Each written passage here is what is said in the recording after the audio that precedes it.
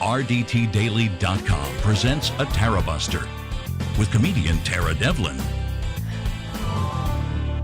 All right. That's a good way to start the show, with an incredibly blurry picture. All right, let me fix it. My name is Tara Devlin. Thanks for hanging out. This is, hello. What can you do? This is unapologetic liberal talk on the right side of history, decency, dignity, democracy, and obviously we need your patronage. So become a patron at patreon.com/Tara Devlin. And maybe, we might have a show that's not I don't know, so many technical problems. It's really annoying. All right, guys, oh my God, the chat room, it's already filling up like madness, and I love it. So go to youtube.com/C for channel/Tarabuster and hang out with the amazing Tarabuster community that, honestly, they make me want to get out of bed in the morning. I don't know what I'd do without you. And already, thank you for your super chat. Richard W., right? Another great show, Tara, he writes. It didn't even start yet, the show, really. Something is shaking here. Wait. And thank you, Jim, for your super chat. Jim always steps up and puts the cover charge on the table, and thank you so much. And this is how we will keep going and growing. Nice to see you all. Nice to see Mark Middlestaedt in the chat room. Mark is our millennial correspondent who has his own program and own organization called Shaping Progress. Those links are in the description, and if you're interested, if you want to make the world a better place, check out Shaping Progress and join. This is the remedy for despair, frankly. It's action. And Mark is an incredible young man, and we need about 1 million more of him, really. We need about 320 million more of him. We have a lot of work to do.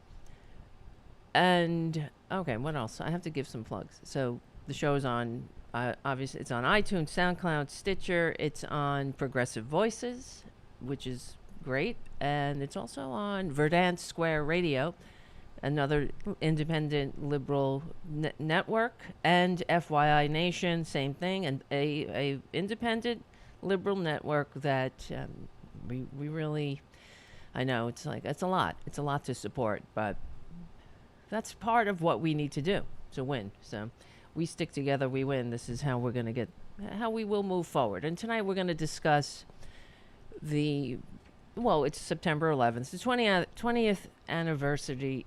Why can't I talk? All right. Stop. It's the 20th anniversary of September 11th. Mark, our millennial correspondent, was not even alive on that day. For me, I was in New York City. At the time, I was working at Court TV. And I was in the office when the plane hit the first tower. And what my coworker said, a plane just crashed into the World Trade Center. We assumed at the time it was an accident. And then, of course, the second plane hit, and everything changed from there. It was incredible to live through that day. I can't even imagine. I didn't lose anybody personally, but I know so many people who have, and everyone who was alive on that day, was in New York on that day, has a story. So I'm sure everybody around the country has a story too, but especially here in New York, right from my apartment, I could see the towers, the smoke from the towers. I could, the fighter jets were flying around. It was an unbelievable time. Then, of course, I joined the National Guard because that's what I thought I could do to help. Because this is what happened. This is why I joined the National Guard.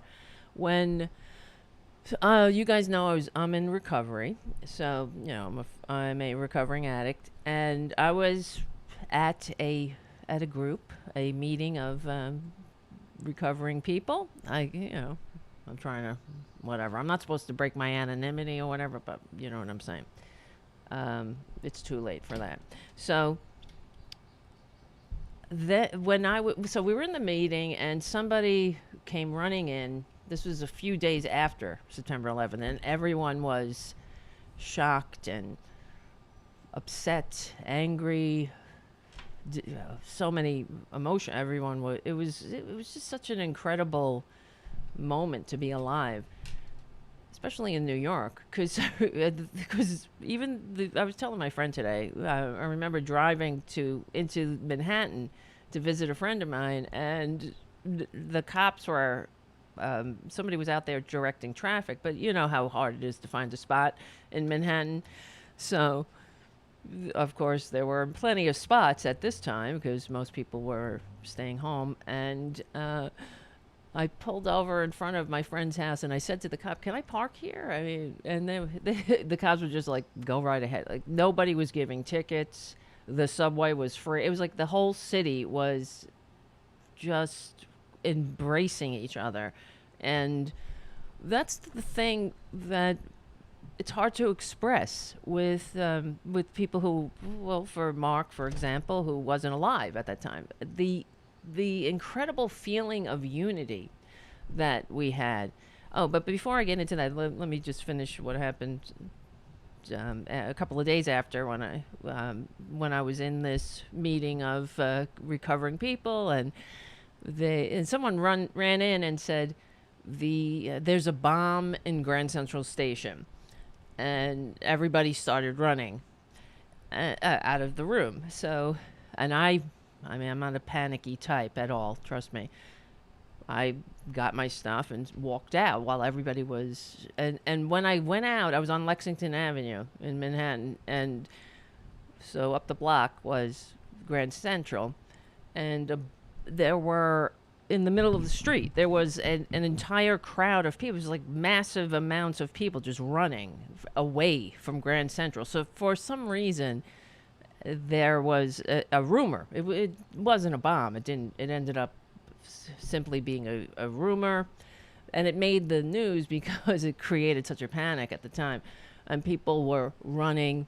And I just got angry, which is probably my fallback emotion in general. But I mean, anger is really sadness turned outward, I suppose. But I felt so angry, and I didn't want to be somebody running away. Do you know what I mean? I wanted to be somebody who was able to run towards whatever the problem was and do something about it, and do my part for the country and for the community. And, that doesn't change. It hasn't changed now. That's why I'm doing the show. I truly believe that this is how we're going to win. We have to get the message out. We see the repercussions, the consequences of not having the message, of letting it get away from us. That's what we did. We let them take patriotism from us. We let them take the mantle of pro-life from us. Pro-life used to mean anti-death penalty. So you can't be pro-life. Honestly, really, think about it. The cognitive dissonance of being so-called pro-life and Republican? Get out of here. That's not pro-life, honey. You're not pro-life.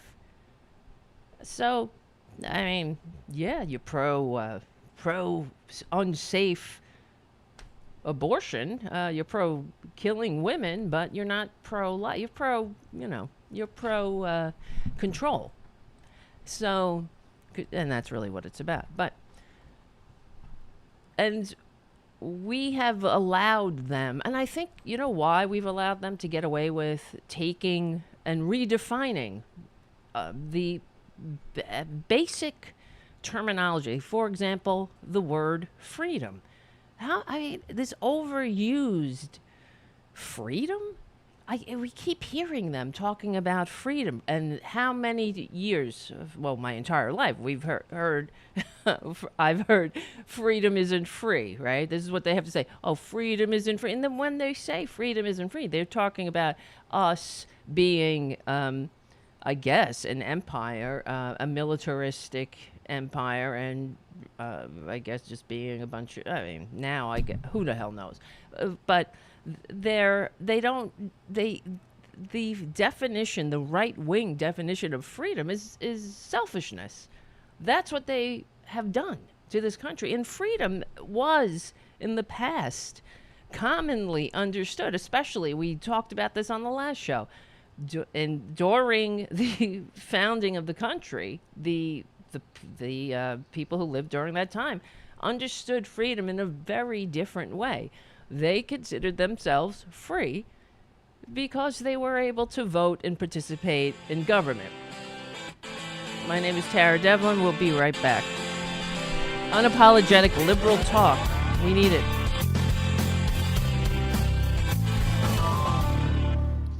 All right. This is Tara Devlin. I'm back. I didn't go anywhere, but so yeah, freedom isn't free. And in fact, let's just get into it. I don't have any patrons to thank. I mean, we have the same patrons, of course, but no new ones to give a nice drum roll and cheer to. But hopefully, well, that'll change. Uh-oh. Here he comes. Come. Oh, Jesus Christ. I forgot to. Come on. Get up here. Get up. Come on. There. It's the waiting that... I'm waiting for him to jump. That's why I'm like, just get up here already. If you're going to do it, do it. Wait, hold on. And for those listening on the podcast, Tara Jr. has entered the list. So he's got a bit of an allergy thing going on. I'm taking him to a vet dermatologist in October. So we'll figure it out. Why?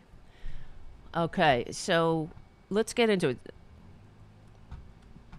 I think we are. Hold on.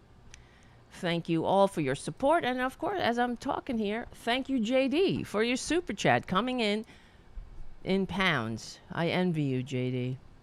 I really do. I think about that, and I know, don't say grandma, but I do think about that a lot. I'm like, grandma? What the F? But, and then the other part of me, because the other thing is I practice Buddhism, which is kind of contradictory in my life. I mean, my life, I suppose, is kind of a series of contradictions. You know, I was a serious full-time drug addict, and also went to school on scholarships, got straight A's, and, was also destroying myself with drugs. So, balancing, it was a balancing act. So it was a series of contradictions. So I'm also a Buddhist, but then I was practicing and studying Buddhism during the early years of, on September 11th, 2001, in particular, I was a Buddhist and still am. And next thing you know, a couple of months later, I was running through the woods of Fort Jackson, South Carolina, screaming kill and stabbing dummies with a bayonet. So, yeah. I was like, this is a little bit weird from sitting on a mat and being one with everything. But anyway. All right. We'll discuss more of that later. All right. So let's get started. So thinking today, we're watching the 9/11. Oops, sorry. I just punched Tara in the face by accident. Watching the 9/11 memorials and listening to the speeches and listening to George W. Bush and the cast of characters that we all remember so well from that time. And I remember, because I hated George W. Bush. Of course I did. I was a normal, I've been a normal person my entire life. And I remember, you probably remember too, the feeling of unity. There was no backlash against Bush at the time when this terrorist attack occurred. But this is the most catastrophic domestic attack in American history. Am I mistaken? How many died at Pearl Harbor? All right, that was another 2,403. So, yeah, this was the most consequential and catastrophic terrorist attack on domestic soil in American history. And yet, the Democrats didn't attack George Bush as being somebody asleep at the switch who allowed a terrorist attack to happen. And it's in keeping with what I constantly say. Being a Republican means never saying you're sorry. But that's also that is also due to the fact that Democrats don't act like that. Democrats really do believe that we're trying to have a functioning, constitutionally limited democratic republic. They're not that Democrats are perfect. We know that. They're swimming in the pool of corruption, really. The pool corroded with money. So Joe Manchin, Kristen Sinema, all of those greedy grifters with their hands out, doing the bidding of billionaires rather than the bidding of the general welfare. And, they're part of the problem, of course. But Democrats it doesn't seem like they're trying to purposely trip people up. And that moment called for unity. So the Democrats fell in line. And when George W. Bush gave his speech, his speech to the joint session of Congress, the Senate, and the House, and the nation watched, and people were cheering, standing ovation on both sides for this less vote getting asshole who ended up using September 11th to lie us into a war of choice. That's what they did. And Democrats could have, at the time, gone after George W. Bush. How could you have let this happen? How did you not know? Why didn't the Democrats do that? Because they knew that we needed unity. That's what the moment called for. And the Republicans used that moment of unity at the time and hurt. And they exploited it for their own selfish purposes that they really had that on the table for years. The Project for a New American Century had it laid out. They needed a new Pearl Harbor. They wanted regime change in Iraq. And in their paper that they were, what they needed is a unifying event, like a new Pearl Harbor. And they got one. And here we are, 20 years later. And what has been gained? Now, if we had actually, why can't I talk tonight? I don't know. I haven't been able to talk lately. If we had, let's say if Al Gore was president, and I think about this a lot, if Al Gore had assumed the office that he won, that he actually was voted into, this country would be a much different place. And I doubt we would have had a Donald Trump, a so-called Trump administration, whatever the hell that was, that we all lived through 1,000 years ago. When was that? I mean, what the hell? How did that happen? Well, it happened because the right-wingers, those on the right, and now they're still at it, right? But they never had the best interests of this country at heart. It's always about self-serving, whatever they want. It's always about selfishness. Everything is transactional to them, including September 11th. They used September 11th. We were already wounded, and they wounded us more. My name is Tara Devlin, and I'm here to tell you guys, we're in big trouble.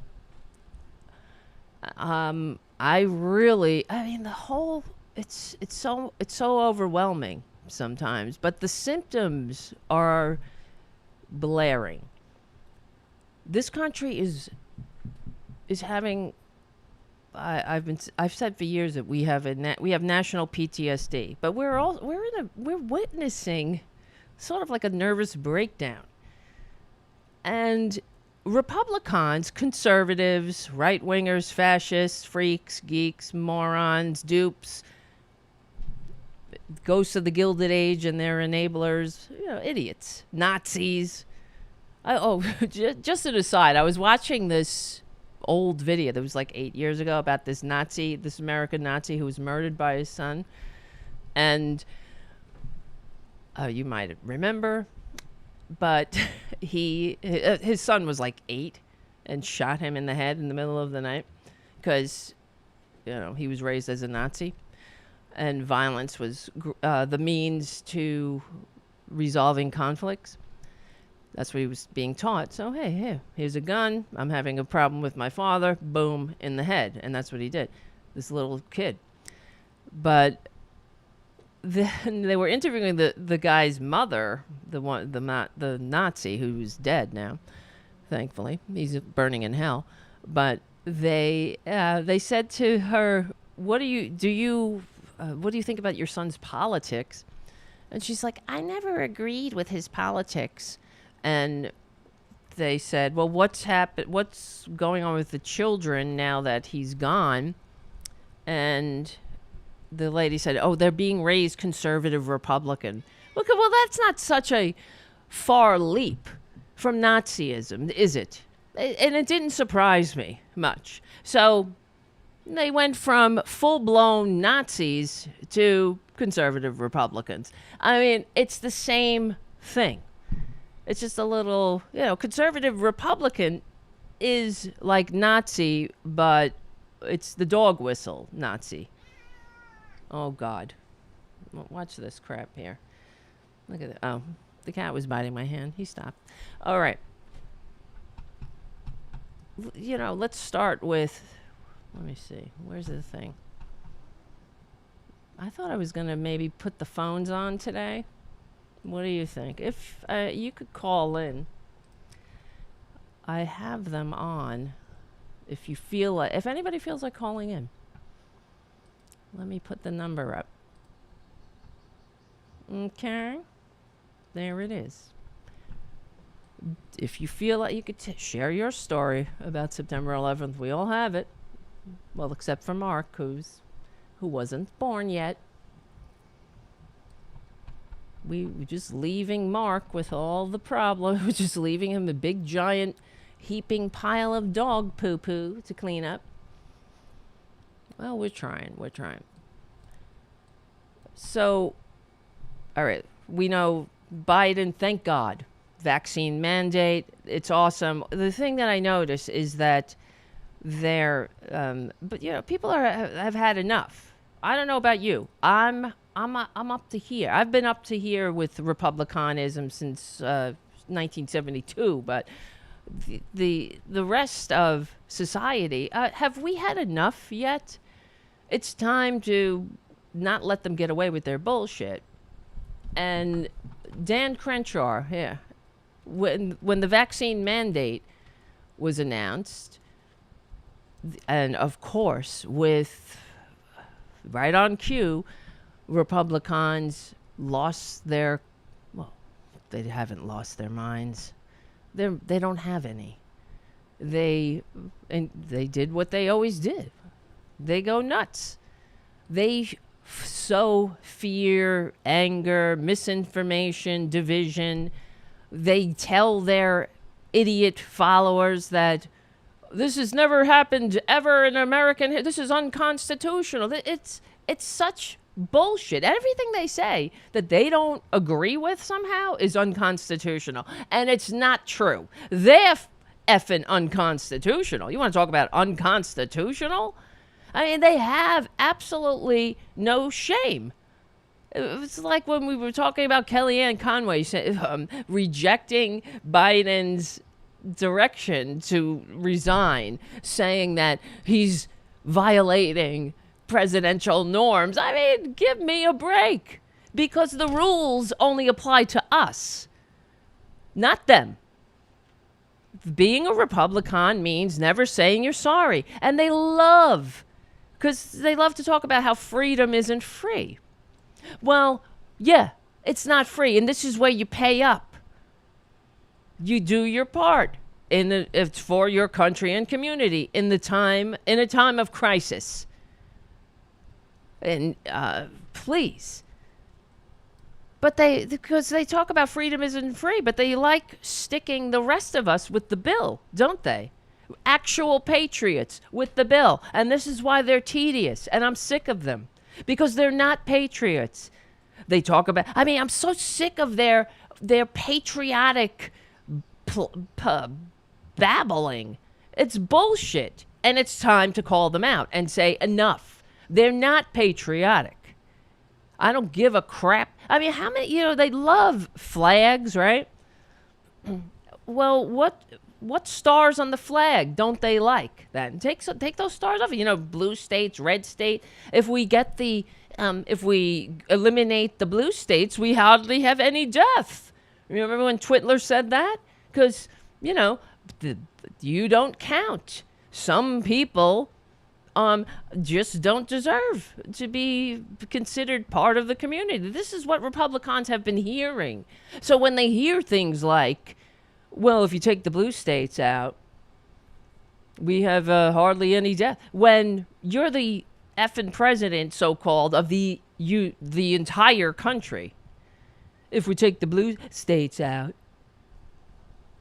Jesus Christ.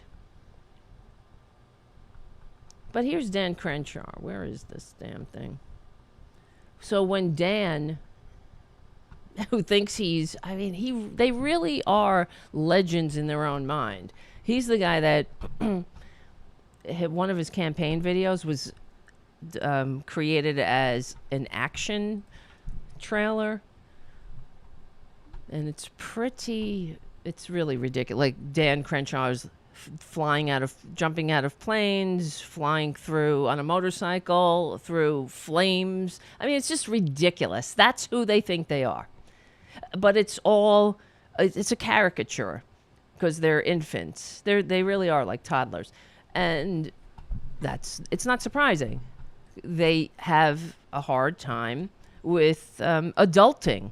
And that's what it means. If you're a patriot, you call yourself a patriot. When you're a kid, that means you're like, USA, right? And you're wearing your red, white, and blue T-shirt.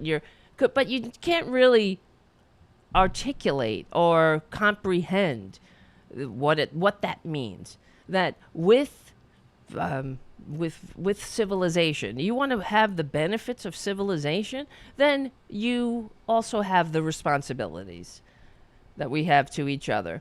But Republicans have taken the word freedom and they've redefined it into freedom means that I don't have to do a goddamn thing for my country or community. I am free, except, but we all have to provide the infrastructure for you, right? We have to do the work of freedom. We have to pay the price so they can be free and sit on their asses and not participate. If that was only it, though, if it was only that they sat on their asses and didn't participate, they're out there harassing people. And the best thing I saw in Joe Biden's speech was when he was angry and said, "Show some respect." Yeah, I'm sick of them. Who isn't? The tantrums, it's out of control. But it's a symptom of a dying country. It really is. You think this is happening in New Zealand? Is this happening in Denmark? Or Finland, or the countries that are always in the top 10 happiest nations? Is that happening there?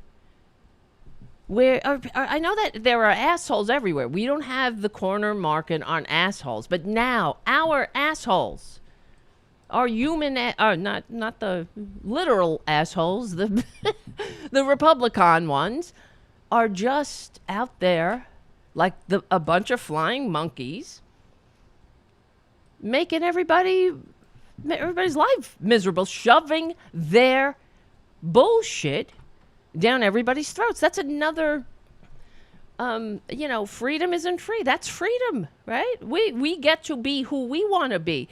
We get to live our lives without having to conform to republicanism or be threatened and harassed and followed by somebody going, take off your mask.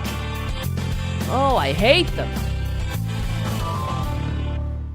My name is Tara Devlin. Thanks for hanging out. Oh, and I almost forgot. Before I forget, I don't see Joey Bay in the chat, but I received a gift from Joey, a very unique gift from Joey, Joey's a national treasure. Honestly, he's great. He's you want to talk about patriotism? He's a true American patriot. But he sent me this. I have it in the plastic because it's a license plate for a bicycle, and it has some zip ties, and I don't want to lose them, so I have it in there. But you see what he bought me or sent me? Tarabuster. It's a license plate for my bike. Tarabuster, please become a patron. And I don't know how he knew I have a red car too, so that kind of looks like my red car. But thank you, Joey. That's probably the most unique gift I've ever received. This might be my tombstone. We'll hang this on my tombstone when I finally croak out. Or stroke out, whatever comes first. All right, I'm just trying to find these Dan Crenshaw tweets because it's so typical.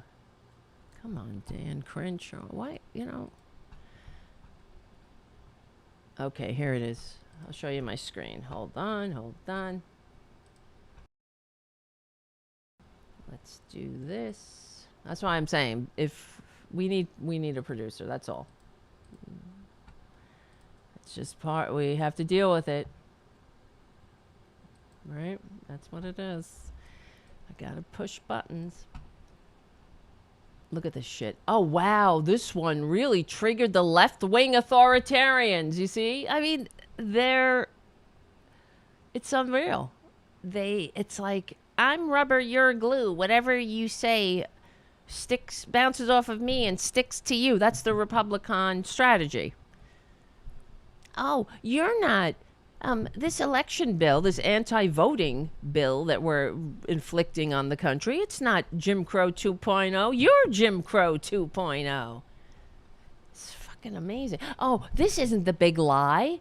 The big lie is you saying that the election isn't stolen. That's what the Republicans are doing. They're trying to flip it.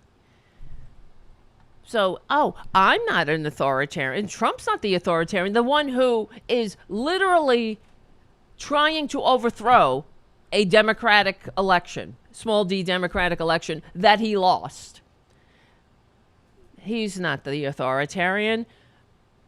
Biden is, because he wants us to stick together in he expects us to step up in this crisis and do our patriotic duty. I don't think that's too much to ask, right? With great power comes great responsibility. You want to live in a civilization. I mean, this is the thing. It's like a fish swimming in water doesn't realize it's in water or whatever that is. I suppose the Republicans think that all of the trappings of civilization they just sprung up out of nowhere. Maybe some billionaire felt generous and wanted to trickle some infrastructure upon them. But that's probably what they think. And it's just there for the taking. It's like nature, right? An apple grows off a tree, just pluck it, eat it, oh, throw the rind away. Who cares? So, and moving on, doing whatever the hell they want, doing, and never ever giving a crap about how they affect things. That's the other thing. They're so unconscious as well. It's incredibly tedious. But so Dan Crenshaw, where is it? Oh, he's professional victim. Here, let's just go through this for a second. This tweet, for example, this is professional victimitis in action. This is, so Dan Crenshaw retweeted this, saying that Yamiche Alcindor, who is a NBC reporter,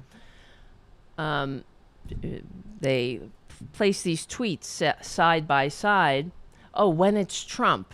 Okay, so Yamiche Alcindor tweets, President Trump says he will override the governors if they don't follow new CDC guidance and open places of worship this weekend. Okay, context, the 10th Amendment of the Constitution says powers not delegated to federal government are reserved to the states. Okay, boom, next. When it's Biden goes after GOP govs without saying names, saying, talk about bullying schools. If these governors won't help us beat the pandemic, I will use my powers as president to get them out of the way. He added the federal government will restore 100% of pay for anyone targeted by over mandates. And of course, those two are absolutely not the same thing, but they like to conflate them as if it's equal. The difference is Trump was trying to open places of worship in the height of the pandemic, before the vaccine, endangering the American people. Whereas, conversely, Biden is he's doing his job to protect the American people from the filthy bastards who won't do their part. You know what I mean? Like, so here you have Trump pushing people out, saying, get out there. Remember, Easter Sunday is a very special day for me. Get out there. He wanted everybody out. Everybody in the packed churches. No masks, no vaccine at the time. Not that they're taking it now, but so to kill more people. That's why he left. Over 600,000 corpses behind him when he left, when he took a dump on this country. But those two are not the same, and they don't seem to get that. It's not the same when you're trying to kill somebody. We're trying to protect the country and get through this pandemic. I mean, it's an international embarrassment. I'm embarrassed. I really am, to be an American. I don't know about you. I feel embarrassed. The rest of the world is looking at us like, what the hell? And you want to have, they talked about the 20th century is the American century. That's over. We're done. That we will not, we won't have an American century if we even survive. That's still up for debate. You think about the things that we accomplished in the American century. They call it the American century because, the Americans helped defeat fascism. Now we're emboldening it at home. We sent men to the moon. Now we're funneling money into the billionaire coffers so they can jerk each other off in space while not giving a shit about Earth. I mean, it's ridiculous. So, hold on. Here we go. Here's some of these Dan Crenshaw tweets. Wait, where's the one? I wanted to look for the one where he was asking about. Wait, hold on a second. Oh, boy. Let's see. Is he trying? What did he say? Is he trying to... He was basically threatening us. And where is it? We will, oh no. Here we go. Republicans vow mass disobedience and lawsuits and fight against Biden's vaccine mandate. In a prime example of post-Trump presidency rapid response, Republican lawmakers and conservative pundits greeted President Biden's newly announced federal vaccine requirements with alarm. Biden, well, let me see. Despite strong support for vaccines and vaccine mandates across the American public, the right almost immediately turned to warnings of tyranny and calls for massive disobedience. I hope they do it. Don't you? That's what when I heard they were calling for mass civil disobedience, I was like, oh, goody. Yay. I love to see that. They're so misguided. It would be so funny to hold sit-ins or whatever they want to do. Is that what you want to do? Go for it. Do some sit-ins, sit-downs or whatever you want to do. But for them, they wouldn't engage in peaceful mass civil disobedience. That's the only drawback, I suppose. They are a violent mob. And they, like children yet again, they're not able to parse the difference. So when they say, let's engage in civil disobedience, they immediately bring out the tasers and the bear spray. When what happens with when liberals, what do liberals do? We engage in sit-downs or, stuff like that. So, Dan Crenshaw, right. Are you people trying, this is on Twitter, are you people trying to start a full-on revolt? And he tweeted this in response, where is it?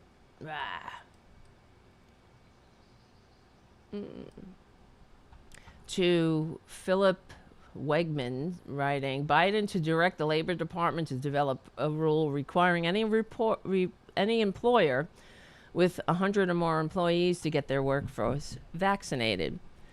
And Dan Crenshaw responds, are you people trying to start a full-on revolt? You people? Who's you people? That is what you say when you're not part of those people. So you think, what do you're not an American? What people? That's your president, asshole. The one who received the most votes. Honestly, what the hell is wrong with Democrats? Leave people the hell alone. This is insanity. This is what he writes. Are you people trying to start a full-on revolt? What is that? That's a threat, ladies and gentlemen. There's no other way to decipher that. Are you going to revolt? But I keep saying, don't worry about it. We don't care if you want to revolt or secede. Just secede already. Get the hell out. Go. Just go already. And then he writes, mandates are cheap governance. The right path is built upon... Okay, listen to this. The right path, because Republicans always know what's right? The right path is built upon, get ready, explaining. Oh my God. Educating?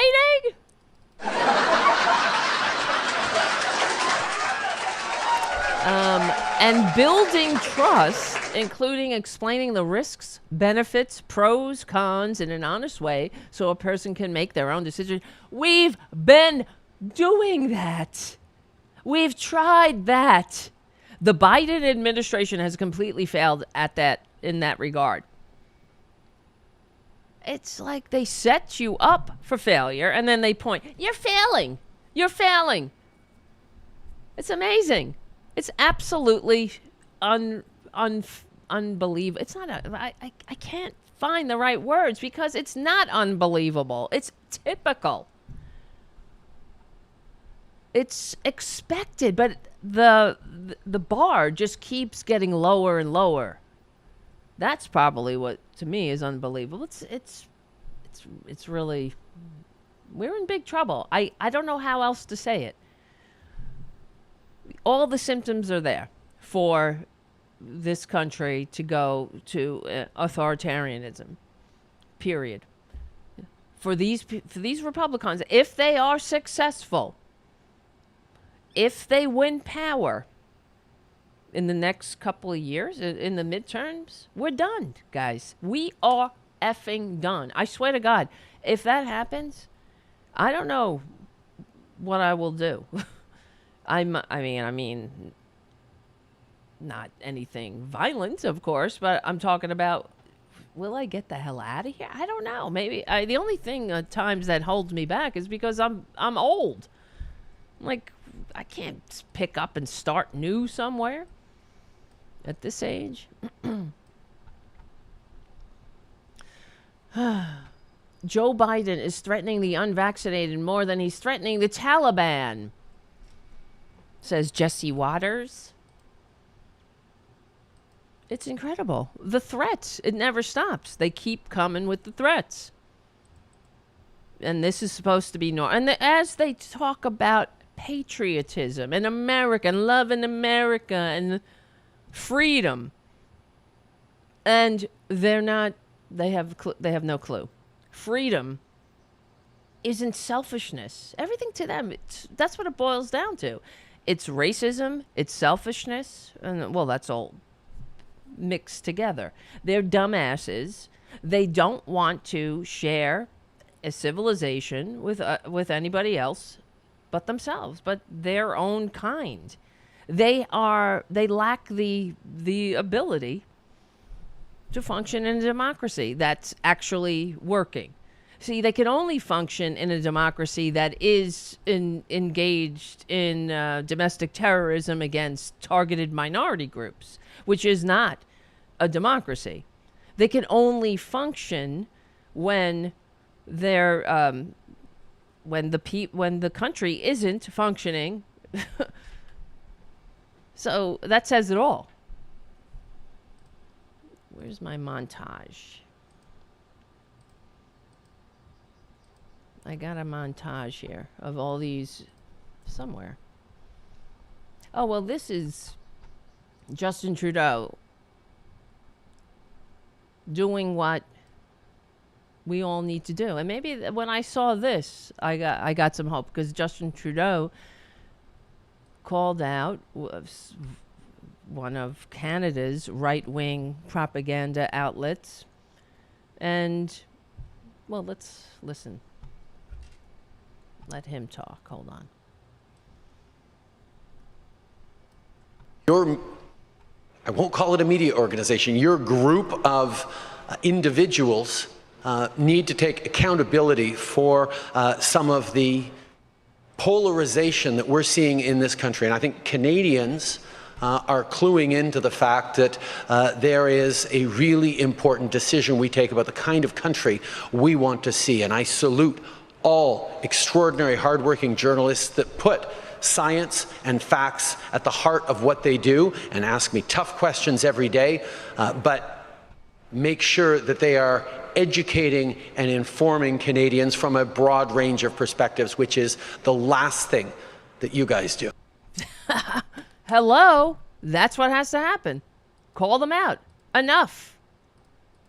Enough is enough. We can't allow the poison in our body politic any longer. It needs to be crushed legally and peacefully, forcibly, and without apology. The lies, the framing, just the bullshit. That's why the whole thing with what's going on in Texas with abortion and Republicans coming for abortion, for women's autonomy, is it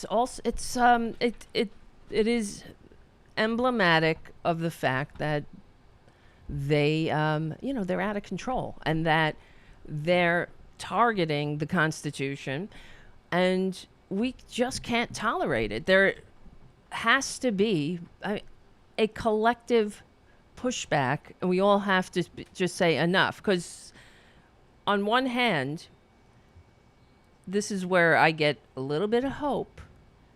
Maybe we've reached our limit. I don't think so, though. No, the other part of me is like, no, it's not true. We might. I don't know. All right, listen. Let me. We got a caller on the line. Let's get to our. Oh, wait. Hey, did you just hang up? There was a caller, and then they hung up. Oh, wait, are you here? Okay, here. White Rabbit? Yes. Are you there? Right. Okay. I'm here. Yeah. Okay, good. You hear me. Great. I'm just checking. That's all. I hear you. Thank you, because I saw that there was a call and then it was dropped, but you called back. So that's great. White Rabbit, thank you so much for all your support of the show. And you said you want to call in with your 9/11 story. So Yeah. let's. So are you in? So let me. Let's hear what is your 9/11 story? I'm sorry. Okay, so it's kind of strange and convoluted. I live in the San Francisco Bay Area. At the time, my partner worked in New York. I got up in the morning. Oh, and by the way, I'm not originally from California. I'm from South Central Pennsylvania, about an hour 20 outside of a place called Shanksville. And the morning that this happened, I was watching it happen on the Today Show. I watched the towers come down. I watched a plane that was supposed to have my partner on it smash into Tower 2. Holy. The nonstop from JFK to SFO. But luckily, she's pissed. She told the boss to take a flying leap. Holy and shit. didn't go to New York that day. But I thought, I need to call the family and make sure that if anybody knows, they're okay. Wow. At the time, my mother-in-law ran a daycare center, and she did not know because, of course, you don't have the kids watching the news. At the time, my father-in-law was a volunteer firefighter and rescue worker. I called, and I said, don't worry, she's not on the flight. Everybody's okay. Wow. She's here. Stuck in San Francisco. Obviously, they stopped the trains. They stopped public transport getting out. And she says, I don't know what happened. I said, I just watched the tower came down. And she says, well, there's a lot of going on here. She says, we just got to notice all departments, all areas are converging. She says, they're going down past Johnstown. They're going to the mines. There is a plane crash. Wow. Now, simultaneously, I'm watching the Today Show, and I hear them saying, there's a fourth plane. It's gone. It's missing. We have no idea where it is. It just dropped off the radar. It dropped off the face of the earth. And I said to my mother-in-law, I said, where is my dad going? And she said, he's going to Shanksville. Oh, my God. And I thought, Jesus Christ, I know where that plane is. Oh, my God. Hold on, White Rabbit. We'll be right back. Sure. All right, we're back. And this is Tara Devlin, Unapologetic Liberal Talk. We're talking to a caller, White Rabbit, with her 9/11 story. So your partner was supposed to be on the plane that went Flight into 93. Oh my God. Yeah. Wow. And my father-in-law that morning got called out as volunteer firefighters and rescue workers converged. And what you have to understand is that area is highly rural. So when you have to call somebody, it is going to take some time to get there. But when I was listening to them kind of prattling on about that, that's the only thing I thought was, oh my God, I know where that plane is. I know where it landed. That's insane. And years later, one of those conspiracy kooks was like, oh, no plane crash in Shanksville. I was like, you stupid beep. Fill in whatever word. The more obscene, the better. Exactly. And I said, my father, and I knew men that walked away from that crash. When the feds came, they kind of had the volunteers back off. But these people who went there, men and women both, just to look at that crash to this day. And it just makes you wonder how kind of tenuous and random life is. If it wasn't for a weird rant with the boss or a problem with the boss, I'm not going on this trip. My partner would be dead. My father-in-law would be picking up pieces of bodies in Shanksville. Wow. So, yeah, I mean, you talk to that, and it's funny because, I feel bad. Some of these kids that got sent to Afghanistan, Iraq for no damn reason. Right. My God, they weren't born when this happened. Exactly. And they were lucky enough. But I tell everybody, it's like, please remember that, again, this is just random. And I think probably what pisses me off the most, aside from the conspiracy kooks, is that everybody, particularly the Republicans, want to weep and wail and bang the drum and capitalize and monetize and exploit this to maximum benefit to themselves, not to help American people, not to keep anybody safe. None of these wars, none of the $300 million a day in Afghanistan, not keeping us safe. Right. And it's as though they don't care.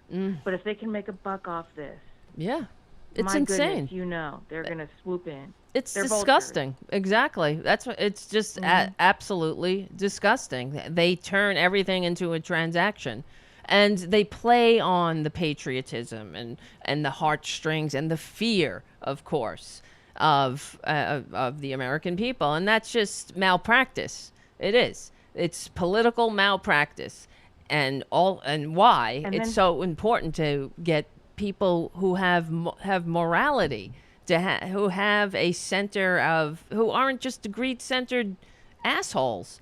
You have to have people who have some sense of altruism to represent you, don't you think? I mean, what is wrong with us? It's unbelievable to me. Yeah, I don't want to hear about Congress anymore. To me, the people of honor were the people who said, like you, that got pissed off, or Tulsi Gabbard, who picked up a gun and said, we're going to sort this out. You know, they were the volunteers that went there that day before the TSA came and had them back off, who were looking for something, anybody, who survived, and picking and seeing literally pieces of bodies and driver's licenses. Because these are real people that died in this thing. It's horrible. And then, I hear these people go on and cry their crocodile tears, and I think probably the most offensive thing out of this whole thing is, one, that's dairy country, and we have an expression.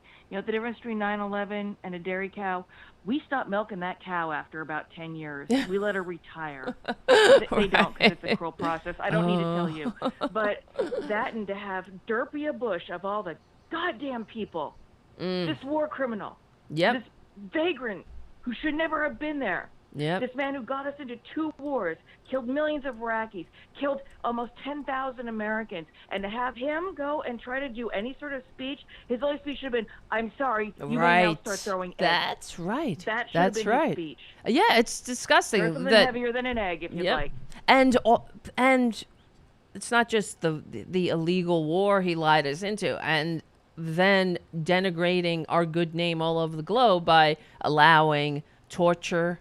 Just devaluing whatever our nation of laws is, by embarrassing us even further on the it's not even embarrassing, it's disgracing us by turning America into that torture nation. And the thing that I remember reading something about film. People make in the Middle East, the films that were being made in the Middle East, that when people were making sort of like high, Hollywood type films. I'm not sure. I mean, this was a while ago. I don't have the link or anything in front of me, but they were saying that in these films, the Americans are the bad guys. So it's like you have the films where you have the Nazis, you have the Germans are the bad guys, and you immediately recognize them as the bad guys, right? And that's what's going on. Yeah. They're making films, and they're telling stories, and in these stories, the Americans are the bad guys, and it's just it kind of sucks. It's not Band of Brothers. We're not the good guys. What we tell ourselves, how can we be the good guys when we're waterboarding people, when we're not even following our own laws that we helped write, the Geneva Conventions? It's our it's the hypocrisy of that. But it's another example of Republicans. They can't function in a nation of laws. They need an authoritarian state, because a nation of laws it takes too much work for them. They can't follow. Because they're they're such infants, and they're so propagandized by whatever the stories they tell themselves about Hollywood and what it means to be a hero. They think that that this is how you behave, that you're an asshole, you torture people. That's what toughness is. And it's not. It's absolutely weak.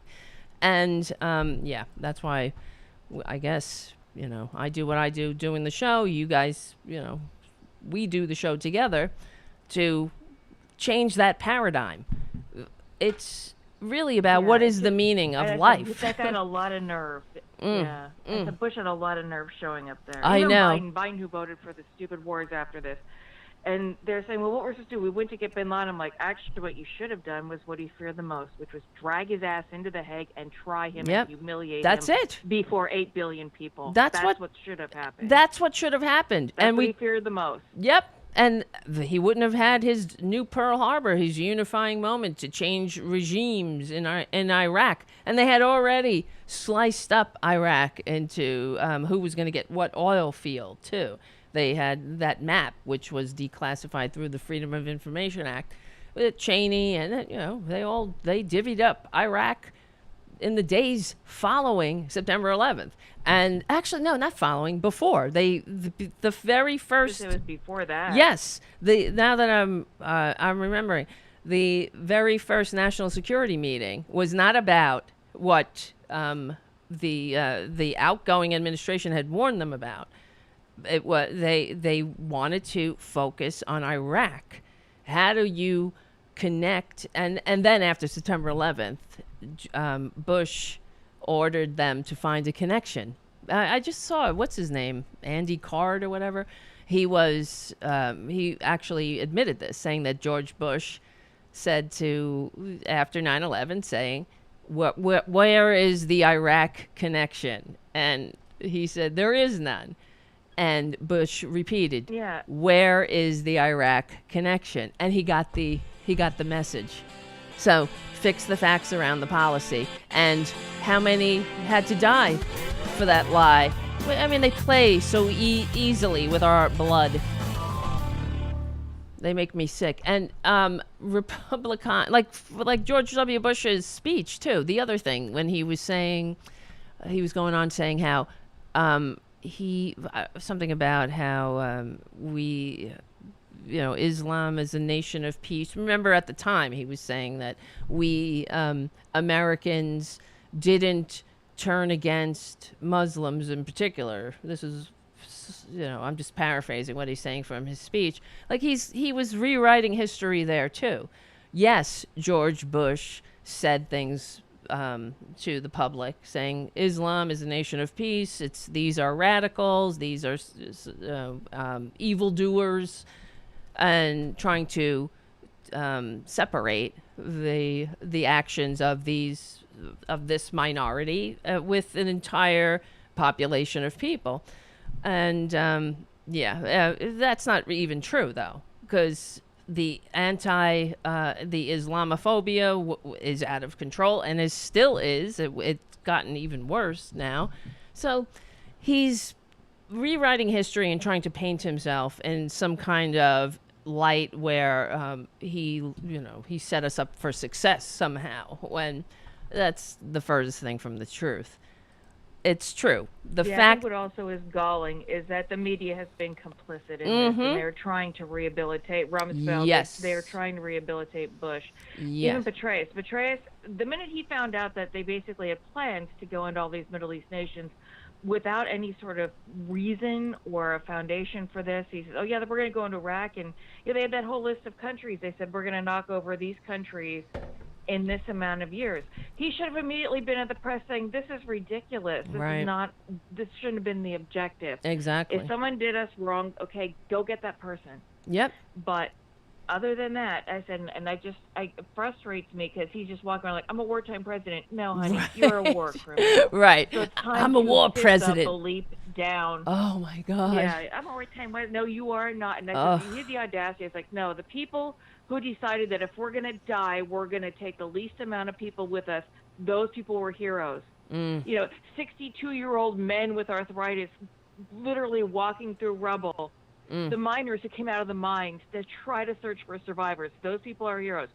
George Bush can stick his head in the toilet and flush until it knocks him sense Really? or shuts him up. Oh. I don't care which. Right. And just the entire the fact that he spent the last 20 years painting the toes of, or painting pictures of toes of, you know, and or painting pictures of veterans who he's mutilated. He mutilated. In the ground, yeah. yeah. Well, yeah. He invites these amputees and whatnot to his house to do a bike ride.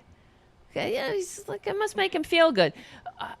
How do you sleep at night? You sent people to die for a lie. I don't get it. It's so cavalier, and then you have the balls to go out there. He sleeps like a baby. Right, I'm sure he does. He should sleep like a baby. Wake up every 2 hours screaming.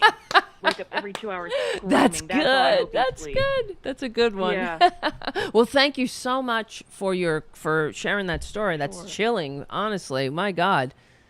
I mean, your partner, she must. What's her reaction to this? This must mean. I mean, what a new perspective on life. Frankly, really. Yeah, to this day, neither one. As I said, it tells you how tenuous and how weird and random things are. So. That's but right. When it's not random, and I must say this. Yeah, when it's not random, I must say this before you go. Remember, the content on this show is brought to you by you. So if you like what everybody's laying down, please like, share, subscribe, support their Patreon, and, you know, sell George Bush's kidneys and donate the money to Tarabuster and the liberal media. You're right. Thank you. I need to get you to do some ads for the show.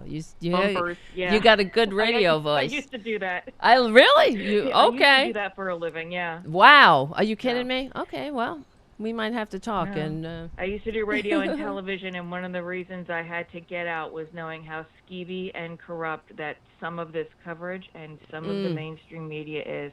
Right. And again, that makes me very angry because they have also been complicit in this, and they've also dishonored the deaths of these people in their treatment of this subject. And again, not holding everyone accountable from the stupid jerkwads who gave these guys, you know, a flight school training, right down to Derpia Bush, who is an idiot, and you know, Cheney too should be hanging from his toes. Right. Yes. Oh God, Cheney. You know what? Cheney is proof that evil never dies, and that if you sacrifice so many souls to Satan and steal the heart of an orphan, you too can live forever, even though you're a vile piece of filth from the bowels of hell. It's amazing. He's still going, and he doesn't even have a heart. He doesn't have a heart. He's got like a mechanical heart. Yeah, he's still around. Yeah, it's incredible, and so many decent, great people are in their cold early graves because of them. And what would Cheney say to that? So, right? That's what he said. So that's what he said. Yeah, and he's right? definitely now everybody's screaming about the deficit, and Cheney, oh, God, when he wanted to basically put all these people on the ground, was like, "Oh, deficits don't matter." Right, but now we got to. It matters again now. Again, American kids. So. Right. So. How about we just beat your that's daughter in so public because she's a piece of trash. Gross. It's just to think about it. It's so vile, and then they go on about Jesus and God, it's everything about them makes me sick. Frankly, it really does. And worse than that, it makes the entire country sick, and by extension, Earth. So, all right. Well, thank you so much for sharing that story. That's absolutely chilling, and wow. I'm just, you know, glad that happened. And in fact, I actually know somebody too who who worked in the World Trade Center, but the E-train was stuck in the tunnel or something and was late, and would have been on the floor that got hit if she wasn't stuck on the train when, you know, on September 11th. And that's just, I'm sure there are other stories like that, but not taking that flight, that is, talk about dodging a bullet. Oh my God. Terrifying. Last minute canceled the trip to New York. So as I said, it's just really strange. Just that and watching all this happening live on television, going, "Oh God, I know where that last plane is." Wow. I know exactly. I'm not with the TSA or anything, but I know where the last plane is. Wow. And unbelievable. it's literally above the miners. All right, White Rabbit. Keep busting, and I will. Thank you. We'll catch up with you guys later. I'll talk to you later. Bye. Thank you so much. That was White Rabbit. a supporter of Tarabuster and one of the Tarabuster community, OG Tarabuster community, in the chat room at youtube.com/C for channel/Tarabuster. Let me just check the time. Let me see. Because the other thing I want to talk about is, well, I mean, basically, we were going to talk about 9/11 and how Republicans used our collective trauma to inflict more trauma upon us, and that's what they do.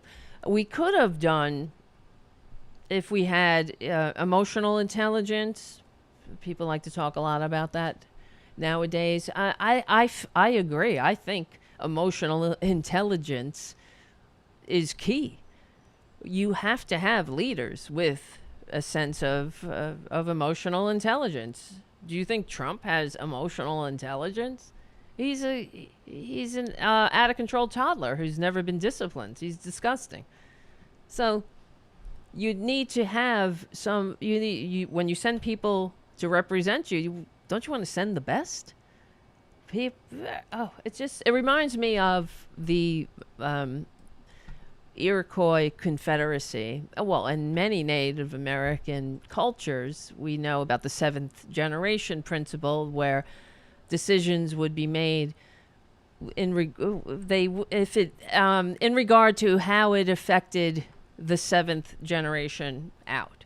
We don't even look 7 seconds or 7 minutes, much less 7 generations into the future. Oh boy, who gives a shit about that, right? They only look at the 7th generation when they're trying to screw us up, like when they throw that poison pill bill into the post office to try to destroy it, to mandate that the post office pays 75 years of health benefits in 10 years.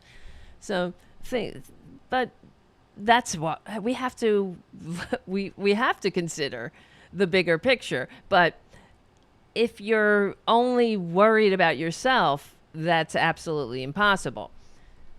So this is when I'm watching the corporate media coverage of 9/11, the 9/11 memorials and whatnot, I just kept thinking that it's, like what White Rabbit said, it's the media is part of the problem. The media enables this. They never hold any of these politicians truly accountable. They're the ones that frame everything as this both sides bullshit. As if both sides, well, the left says and the right says this and the left says that and the far left says this and there is no, and when we know there's no far left, then it's a goddamn ridiculous framing, since this country is so goddamn right now that we're about to tip over. Jesus Christ. My name is Tara Devlin, and the other thing I have to say, another plug, Tom Hartman's coming on the show Wednesday night. This Wednesday at 8:30, we'll be discussing Tom Hartman's new book, The Hidden History of American Healthcare, and I'm really looking forward to it, because healthcare is one of the things that you guys know I want to see happen in this country, and it's not just about the physical health of people. Of course it is about that too, but it's about our emotional health and our mental health, not just by being able to go to a shrink, but it's a healing thing, literally and figuratively. This country, we know, is divided. So they keep crying about, we're so divided, what do? We're divided. This is what I hear on the media, of course, corporate media. They're like, well, this country's so divided, as if and this is the when they say we're so divided, as if the right-wingers have a legitimate stance. You know what I mean? They don't. Everything that they're divided over or crying over or whining over is bullshit.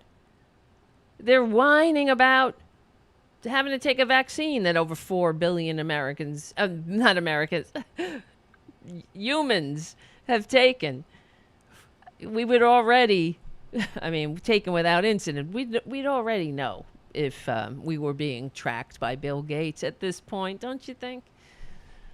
It's like Bill Gates has the time to track 4 billion people. Who gives a shit? Nobody wants to track you. I want them to go away. Why would I want to? Who wants to track them? That's so baffling. But, well, Tom Hartman wrote an article a couple of days ago, and I want to talk about it. But because it's true. Wait, here it is. This is a symptom. The bad behavior, the tantrums, the threats, the ongoing insurrection. It's a symptom of how much trouble we are in. This isn't happening in countries that are functioning. It wouldn't be tolerated. We wouldn't tolerate the tantrums, the screaming, the over bullshit too. Because nobody, what the F? It's not like someone's taking them to put them in an internment camp. We just want you to wear a piece of cloth on your effing lie hole while you're in public. So here's on, where was it? Yesterday, Tom Hartman writes, why threats of violence are epidemic in America. We're witnessing the symptoms of a culture going through the early stages of a transition from democracy to oligarchy. It quite literally starts with average people randomly behaving like asses. So Tom Hartman writes, I'm sitting in my home office working on the next morning's daily rant when I hear what sounded like a man in my driveway yelling at the top of his voice, "You effing C-word," and other female-specific obscenities. Walking to the window, I saw this guy in his 40s, red-faced, giving my wife the finger with both hands and cursing her out as he climbed into his car and squealed out of the driveway. Louise, Tom Hartman's wife, it turns out, had invited a local contractor to give us a bid on some repairs, and she very nicely asked him, before letting him into the house, if he was vaccinated. He exploded and marched back to his car, screaming curses at her. In all her years on the planet, including as a CEO of 3 different companies, that was the first time in her entire life that a man had ever behaved like that, like such an ass towards her. In Tennessee, and then he goes through some examples of other asses running around. In Tennessee, a high school student testifies, when we talked about this the other day, to a school board meeting that his grandmother had just died of COVID, and he begs his school to mandate masks so his other grandmother isn't next. He's shouted down, laughed at, and heckled by smirking, unmasked adults. On JetBlue, what's become a new rite of passage, it seems, for flight attendants, blows into life as a man screams obscenities when asked to leave a plane because they refused to properly wear a mask. You know, that's the other thing they do, like toddlers. And they'll just wear it and hang it down on their chin. And then if you say, you know, it doesn't really work when it's on your chin, asshole, they're like, well, you leave out the asshole. You say that in your head. But they're like, freedom! And then they throw they throw whatever isn't nailed down at you. And then they scream about the Constitution and freedom and MAGA. They go, MAGA, Trump 2020. No, I guess they'll say Trump 2024 now. But that's all they have to say. We know this too. Remember, sometimes we'd get some Trumpanzees in the chat. What do? Do they behave like humans? Do they have anything to say? That's why I think if a Republican ever had anything intelligent to say, I might actually faint. For real, I would. I want them to not be a bunch of assholes. Who wants to live like this?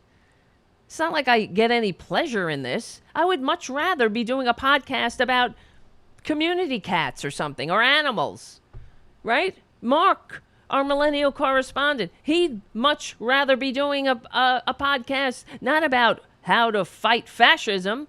He probably would rather do something, who knows, about animal. I don't know. But that's what happens when you have a functioning civilization. You get to do other things other than fight fascism. But when fascism is breathing down your neck, everything's off the table. That's the fire. It has to be put out.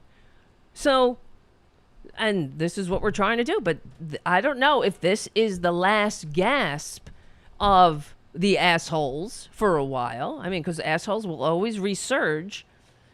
You know, maybe in the next generation, assholes have been, you know, they crawled out of the primordial ooze with us too. So, God. All right. In Olympia, Washington, a group of thugs goes looking for a fight when Antifa fails to show up. This is hilarious. A bunch of I mean, and it goes to show you again the disingenuousness of Republicans and their ubiquitous Antifa threat, focusing everything, pretending that Antifa is an organization that is actually this ubiquitous, overarching threat that's going to destroy America.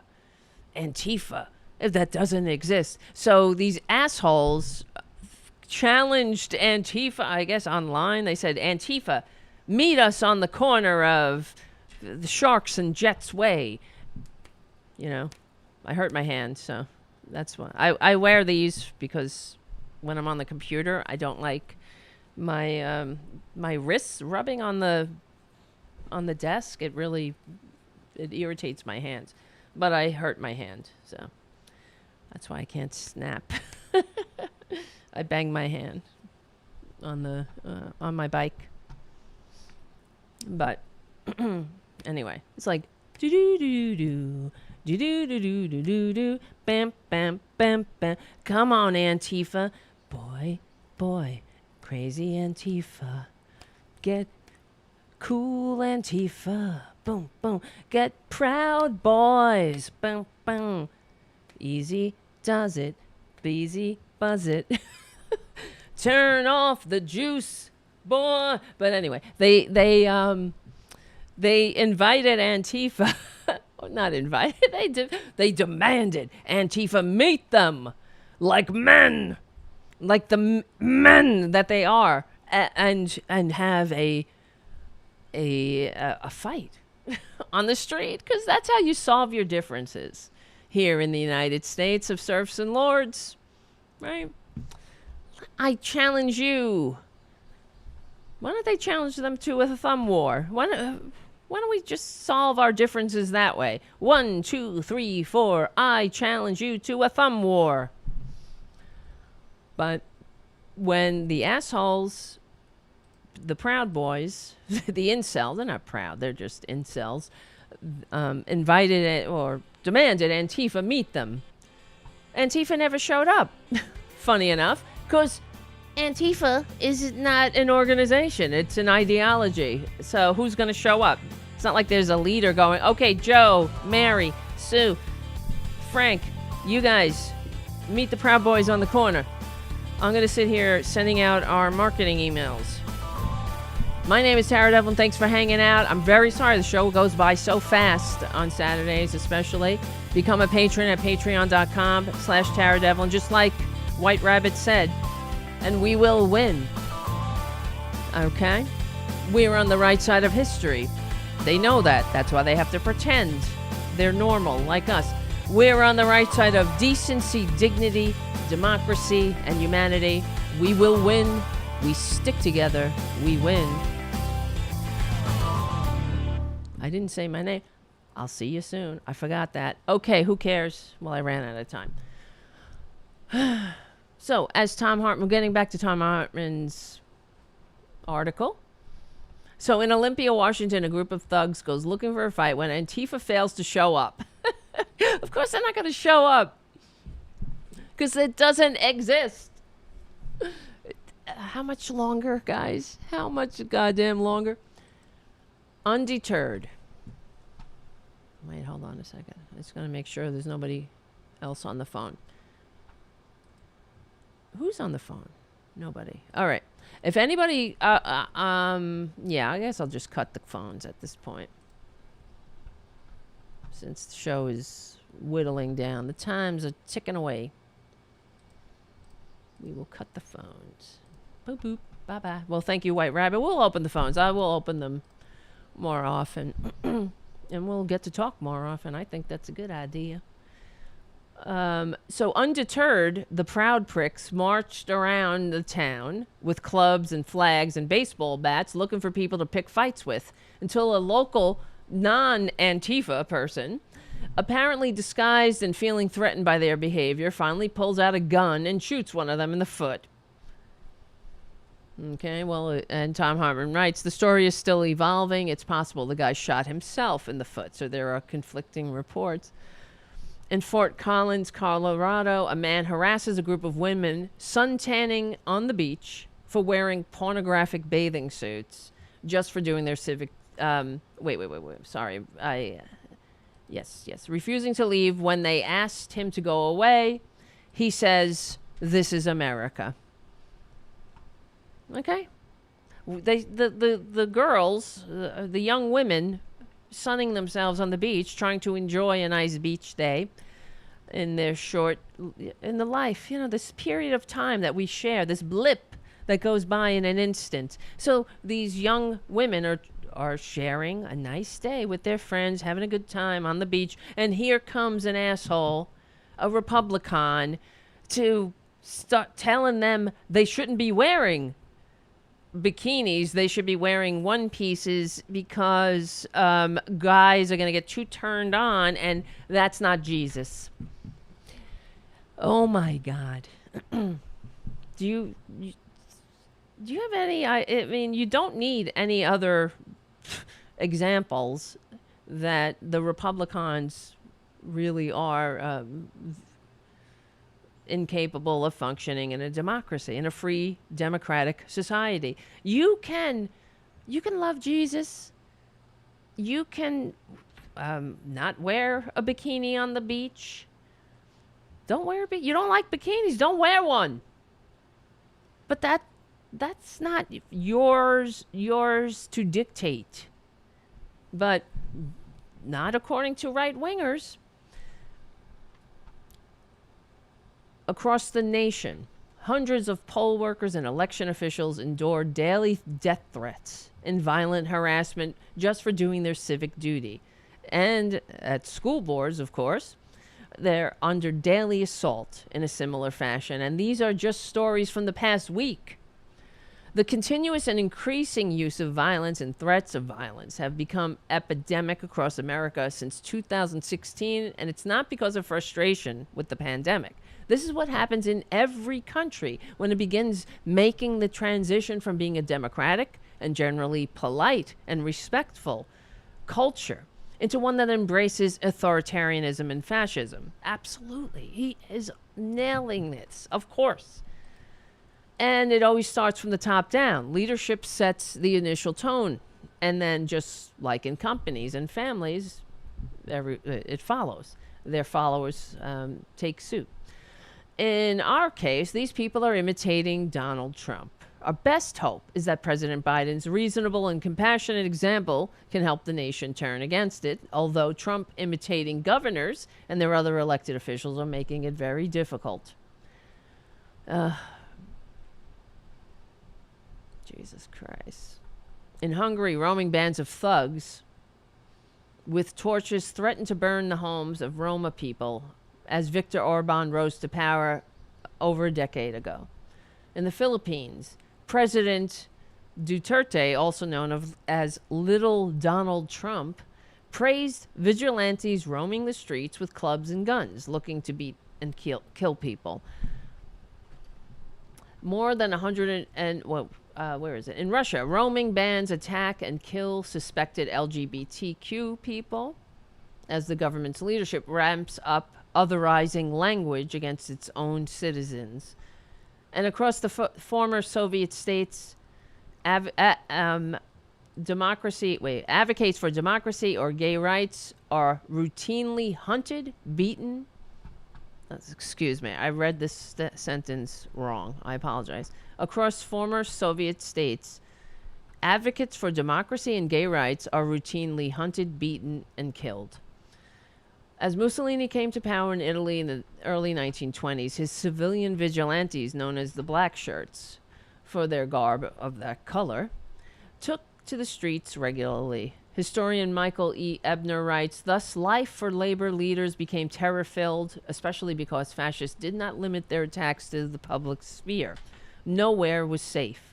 Late at night, 10, 30, or even 100 black shirts, as these squad members became known, sometimes traveling from neighboring towns, might surround a home, inviting a socialist, anarchist, or communist outside to talk. If they refused, the fascists would enter their homes forcibly, threaten to harm the entire family by lighting the house on fire. Doesn't that sound like them?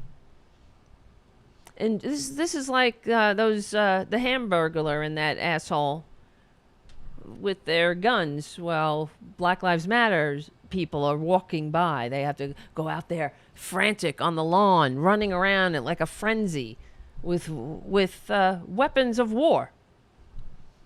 Jesus Christ. But they're the ones under attack. That is such a fascist tactic. It's not even funny. That's what fascists do. They excuse their violent behavior as self-defense, no matter what it is. I had to go out there. See, that's what that guy said. Well, I can't remember his name offhand now. I just remember Hamburglar. That's the wife. They were like, we were under assault. They were going to kill us. Violent mob. No, honey. We saw. We got the video. In Germany in 1921, Hitler organized a volunteer unpaid civilian militia he called the Sturmen, I can't pronounce that, the Storm Unit, who roamed across Germany looking for labor leaders, gays, and Jews to beat up.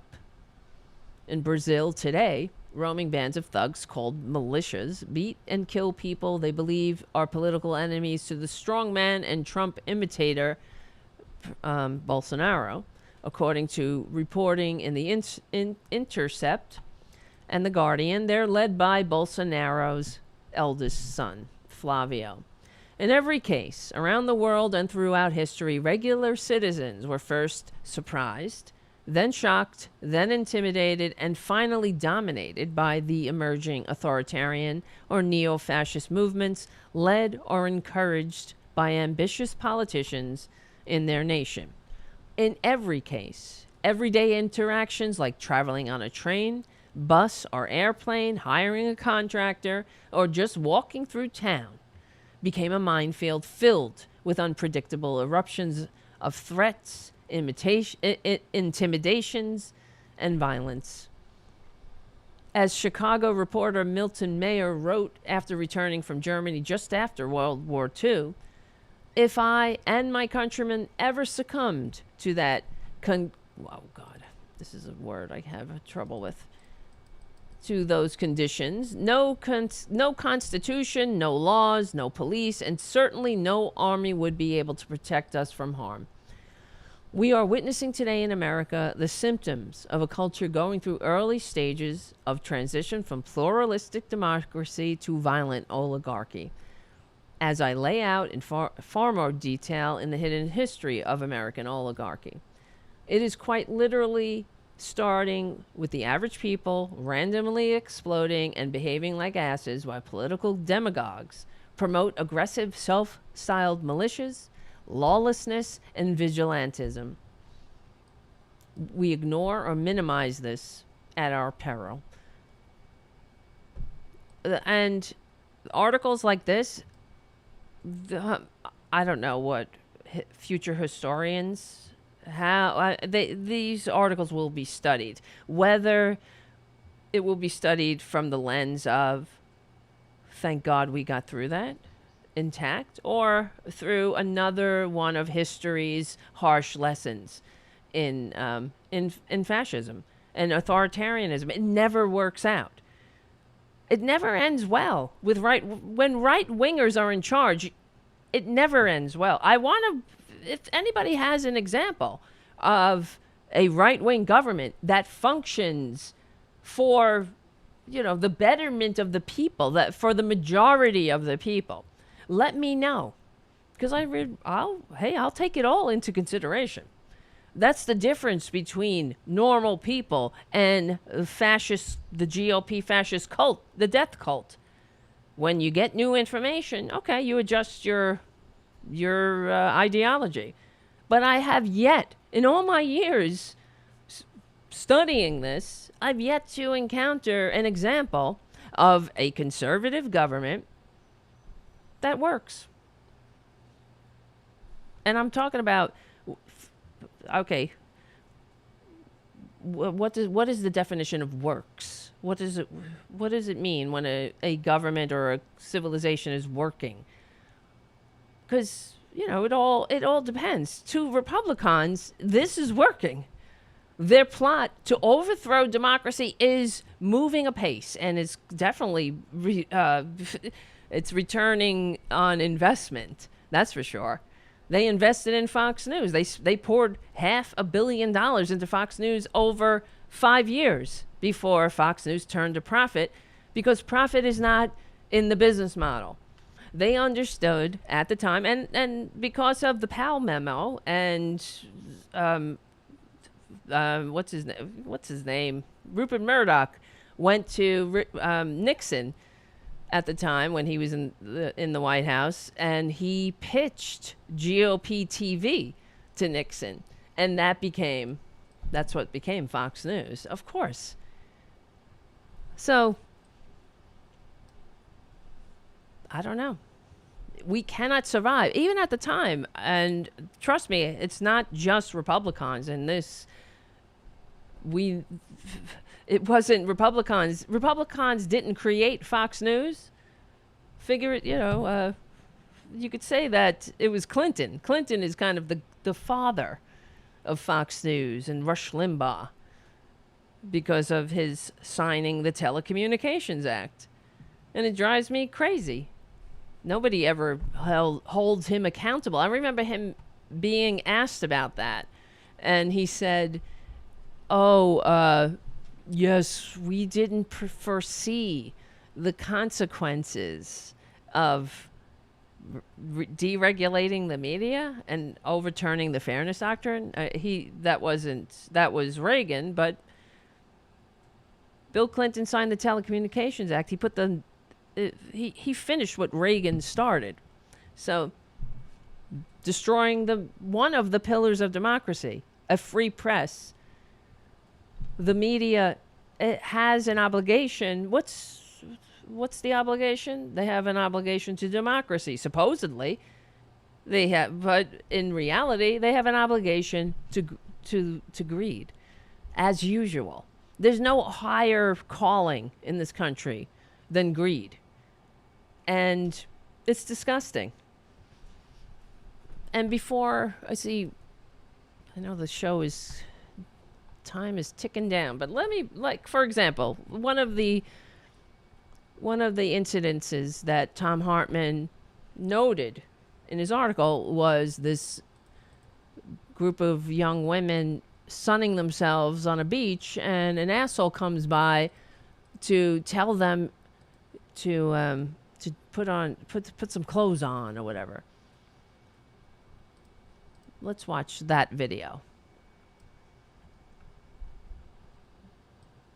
Bathing suits are pornography. That's not even a bathing suit anymore. What would you like me to wear? What would you like What me do to wear? you consider a bathing Can you suit? believe this? Or a two-piece, or something like this. That's A two-piece. because you don't need to be showing your body. Who the fuck is he? Leave us alone, please. Holy shit. And these girls are laughing, but it's like, Pull your head out of it's your ridiculous. eyes. This is, no wonder we have PTSD. Because you can't even go to the beach without some asshole. There's going to come a day when you're going to come face to face with God. And he says it's better for Did you know God says do not He judge? said it's Thou he shalt said- not judge. He said it's better for a Oh, and if you find someone's body distracting, then gouge your fucking eyes out.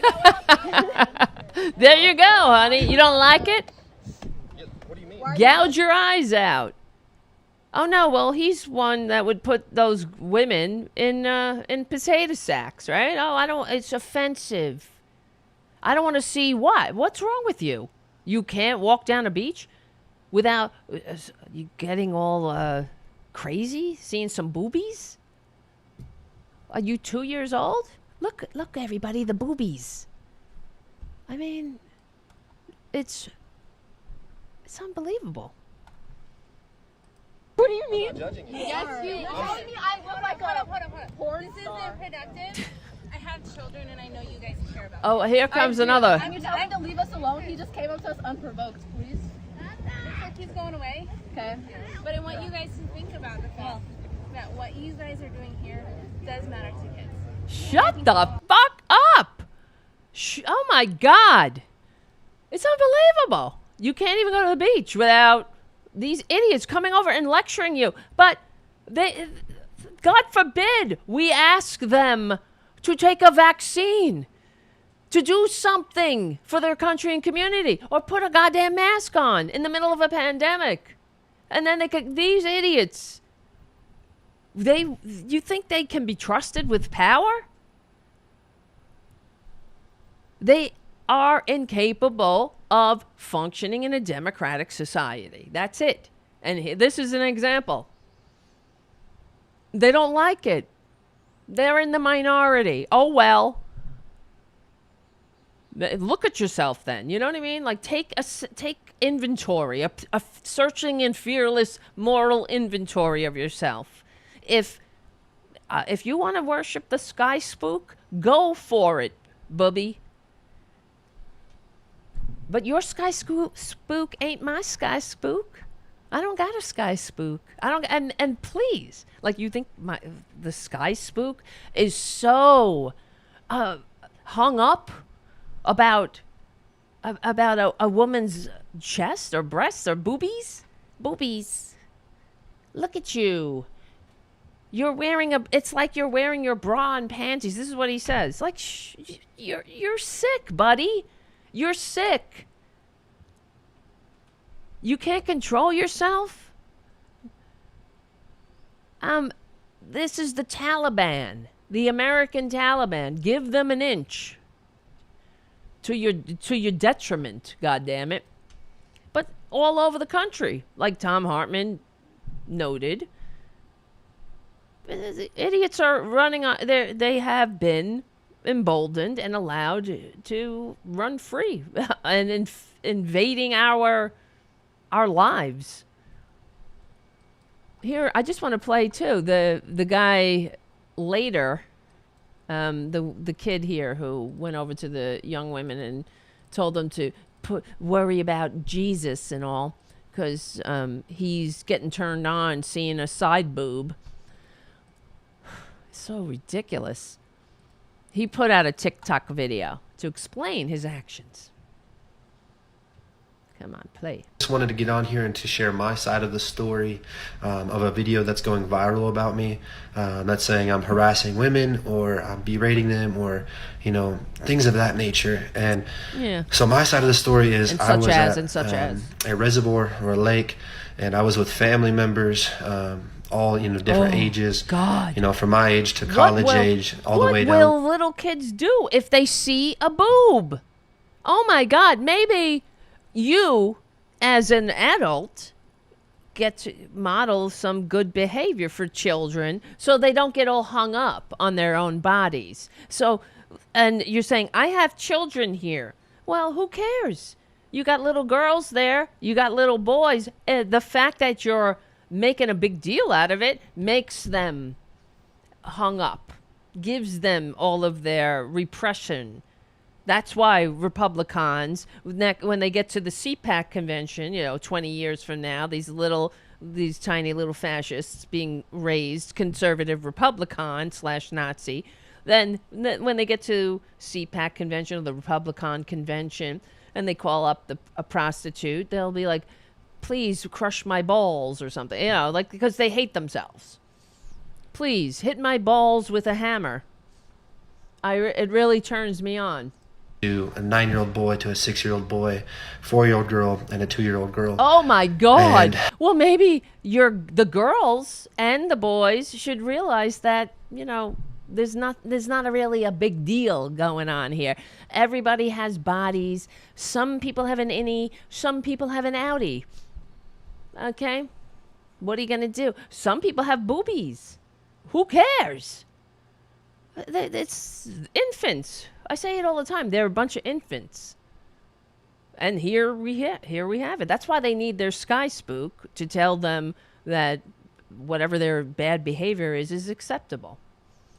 I just, come off the water from paddleboarding, and somebody in my family said, "Hey, we've got to move. Hey, There's some we've got college-age some women here boobies. that are showing too much. The side and boob I don't alert. want, my son or my daughters to see these things." Oh my God. And so right then and there, I just see had half a boob just a righteous sticking anger out of come over me, a bikini. and also just a righteousness. boldness by the Holy Spirit to go and to confront these ladies and to speak truth. Oh, That, he's hey, not what you're wearing is misogynist. not okay for a calls them 9-year-old boy ladies. or a 6-year-old boy. And reason being is because coming from being introduced to pornography at a young age, That's not it destroyed me. pornography. That's not pornography. Young women laying on a beach in a bathing suit is not effing pornography, you sick bastard. They're sick. And they're inflicting their manias on decent society. That's it. And it comes down to, there's no really reason to go through it. He's talking about Jesus, and they're going to wait till they meet Jesus. And I'm sorry, you're not going to meet Jesus. I'm here to tell you. Okay? It's... All right, I'm not going to go there because I'm sure there are normal people that follow the teachings of the ancient socialist hippie, and they follow those teachings correctly. These idiots are, it's fantastical. It's, what is it? Magical thinking. They're just a bunch of children incapable of functioning in a free democratic society. I don't know. The dangers of it's not just Islamic fundamentalism. It's fundamentalism. Religious fundamentalism is anathema to freedom. And I, in that moment, just a righteous anger to defend and protect young eyes came over me. Oh my! And so I just started to speak Young truth eyes that, from hey, what? Side boob. We're talking about side boob. Ladies and gentlemen, it's not that big a deal. There's nothing to be ashamed of. That's why this country's sick. They're creating more sick people. That's what the Republicans do. They just churn out incredibly sick, repressed, sad, very sad people. you're wearing is not okay, that you can't find your worth in your body, that the physical will never satisfy, that there's going to come a day when you're going to be face to face with God, things of that nature. Unreal. And so just to clear everything up. Oh, yeah. Oh, you cleared it up. I'm not going to apologize. It's as clear as mud. I'm just going to say I'm going to continue to stand on the truth. I'm going to continue to stand on the Word of God. That's the truth. Our society is on such a downcline of morality. Pornography and lust is at an all-time high. People. But that's your problem. Pornography and lust. That wasn't... people laying on the beach in their bathing suit is not pornography.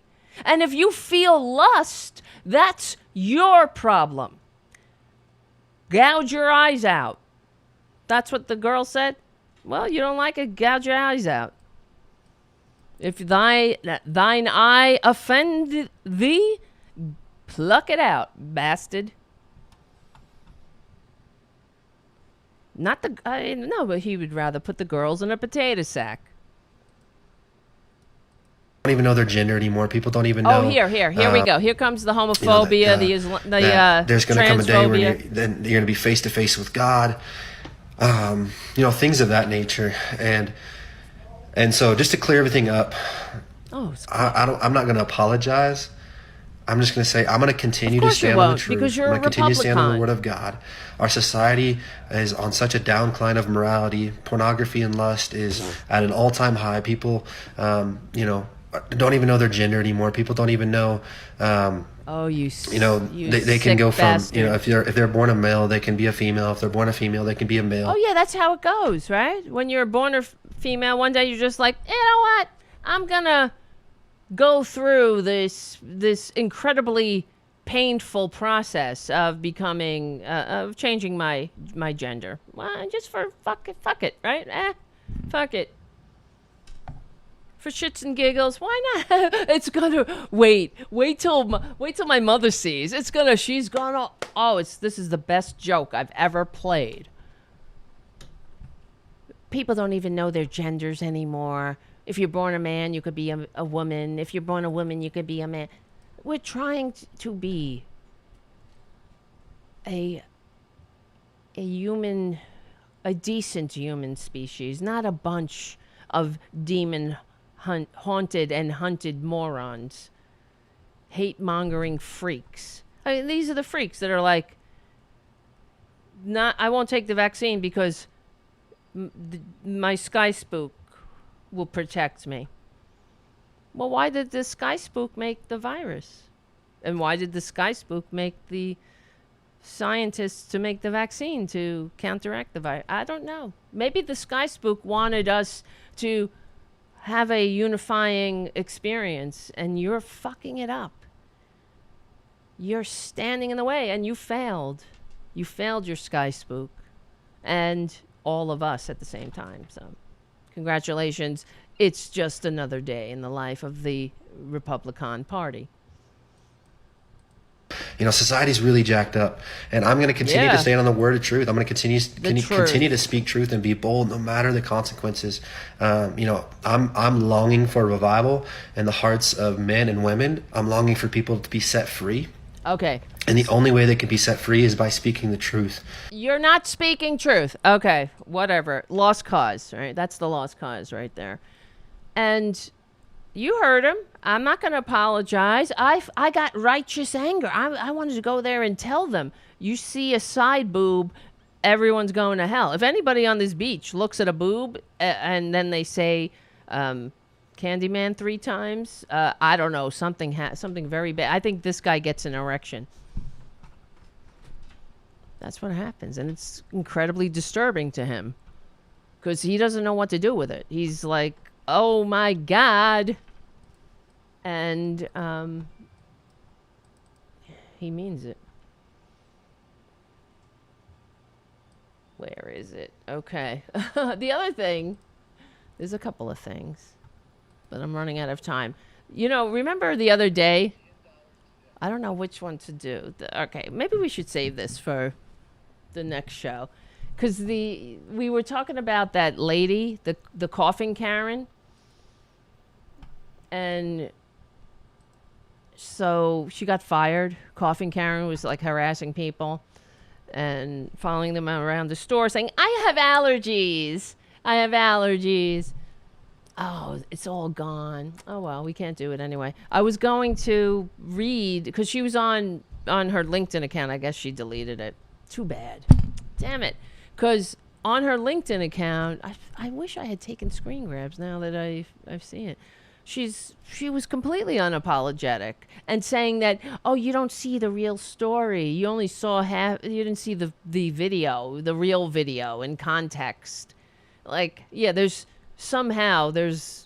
we got the wrong impression from the video that we saw of her following these people around, calling them sheep and coughing in their faces. I see.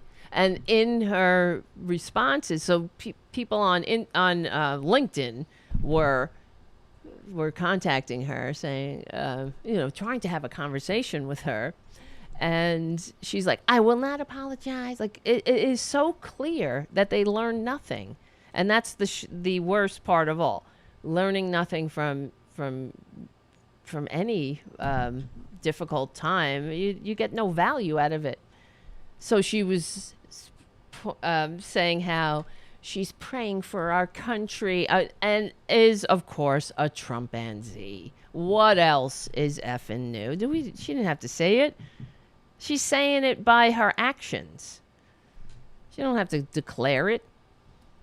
But so people were like, you know, whatever, trying to have a conversation with her, and she's like, I take your hate and your sheep, and, you know, clearly learning absolutely nothing. And guess what? I'm sure she'll be a speaker at next year's CPAC. There's no doubt in my mind. What do you want to do? You want to bet this? I mean, we could take bets right now.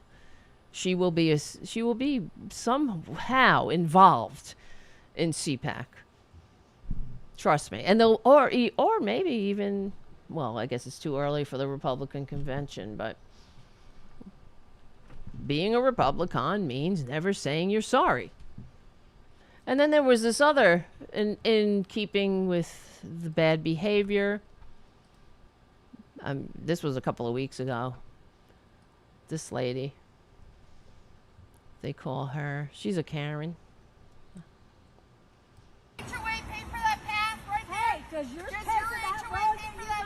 Can you believe this shit? Mind your own business. So these people are, I don't know what's happening. They're sitting on a public, whatever, public park or something, and this lady comes by and starts saying, yeah, you're supposed to be there or not? What are you doing there? And I don't know, is this just because we all have phones now, but did this always happen? It doesn't seem, I mean, I know it always happened to an extent, but it does seem epidemic at this point, with a bunch of assholes running around acting like assholes. They're not even embarrassed. So she's like, she's screaming at these people saying, look, in such a racist, she's calling them mulattoes. You effed a black person. This is what this woman is saying. All right, I guess if you're on the podcast, it's hard to hear what they're saying. Keep recording him. What the is this? Keep recording him. What the is that? It means go away. No. Go back to your white trash neighborhood. You don't even know. It's unbelievable. Get off the private path. Get off the private path. You and your kids. She's a teacher, too. The lady was a teacher. She got fired, of course. You can get off the private path. If you have something to say, you can come say it to my face. And as the videos, as you can see, just a bunch of people sitting on the grass, and here comes a lady in a car who stops and starts screaming at them. Look at, your kids are half-breeds. Look at them. Half-breeds? Look at you. You got wait, where is it? She calls them white trash. Then she starts saying, what did you do? You effed a black person? What does this have to do with anything? Like I said, all the time, they're sick. Fundamentally sick. And I know, even though that person isn't outwardly displaying a MAGA sign or a bunch of eagles and stars or some bullshit, she's a Trumpanzee. There's no doubt in my mind. I would bet my life on it.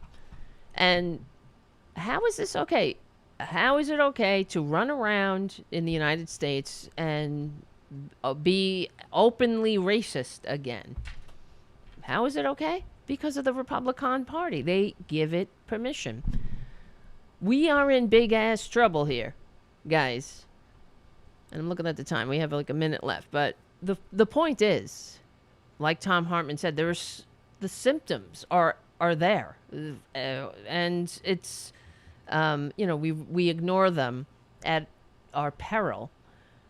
We have to overcome this legally and peacefully, but unapologetically push back on this, reclaim patriotism, reclaim decency, dignity, democracy, and put these people where they belong and where they're comfortable, in history's trash pile. My God. We have a duty to honor everyone who ever fought, bled, and died for this country, including those who lost their lives on September 11th, to make sure, and after September 11th, for all, even if they lost their lives for a lie, the truth, the underlying truth, is always true, that we're trying to make the world safe for democracy, right? But we have a lot of work to do. It starts with getting the word out. So thank you for your support. We'll get together soon. My name is Tara Devlin. We stick together. We win. I will see you very soon. All right, guys. It's hard on Saturdays because of the time constraint. Usually during the week we can go over, make our own schedule, but let's hope we can do that as soon as possible. Errol Thomas, thank you for your super chat. Any reason why Republic clowns can't take acceptance of Biden being a real president? I don't know. All right, my friends, listen. So I will try to do as many shows as possible, of course. And we obviously we will have a show on Wednesday because Tom Hartman's going to be on the show, and I can't wait. And I can't wait to discuss with him the hidden history of American healthcare. And I also want to talk to him about, reframing the debate about healthcare.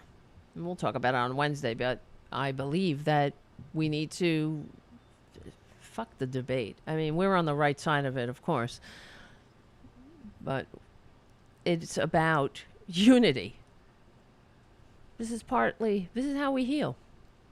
Like it or not, fascists, we're in this together. We are each other's keeper. And it's about time we put that into action. Let's put E pluribus unum in action. Guys, my name is Tara Devlin.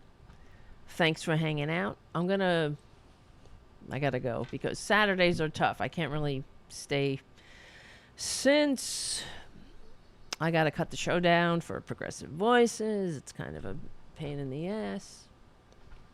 Takes time. So I start my other half of the show after I hang up on the show. So, all right. But there's so many other things. All right. Hopefully I'll be able to do a show before Wednesday as well. Play Dave says, talk to Tom about 1971. What about 1971? I'll wait for your response on the 1971. Talk to him about 1971. I don't know what that means. But maybe you can put a question in the comment on Wednesday and I'll ask it for you. Whatever that is, 1971, whatever that means. So, all right. I'm gonna hang it up.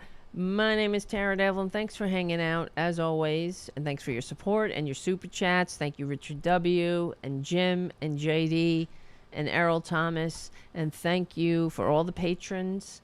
Thank you, White Rabbit, for calling in with your incredibly chilling story about the near misses on September 11th. And thanks everybody else for all of your support, for making me want to keep going. You guys give me hope. Yes, so many topics, so little time. Oh. All right, my friends. We're on the right side of history. We're on the right side of decency, dignity, and democracy. My name is Tara Devlin. We stick together. We win. I'll see